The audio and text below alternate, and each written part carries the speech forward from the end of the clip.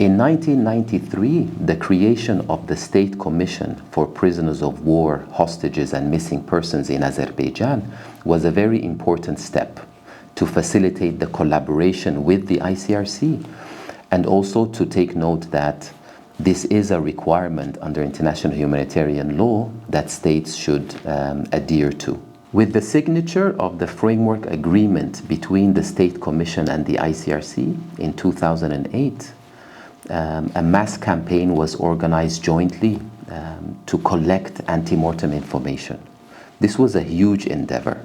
It included assistance from our colleagues and volunteers in the National Society who were trained and collected information from the families, visited the families throughout the country, collected this information under the guidance of the State Commission and the ICRC.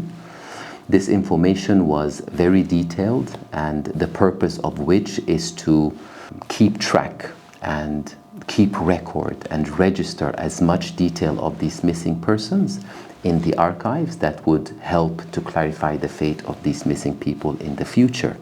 More than 3,800 questionnaires were collected during this time in a period of 3 years.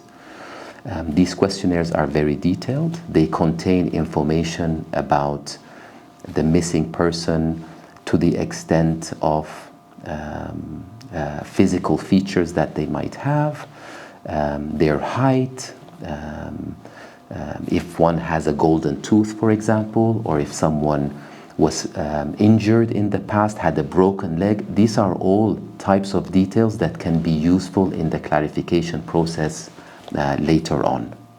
The antemortem questionnaires that were collected by the volunteers of the Azerbaijani Red Crescent Society are with the State Commission, in addition to any document or any information that was collected from the families, such as photos, for example.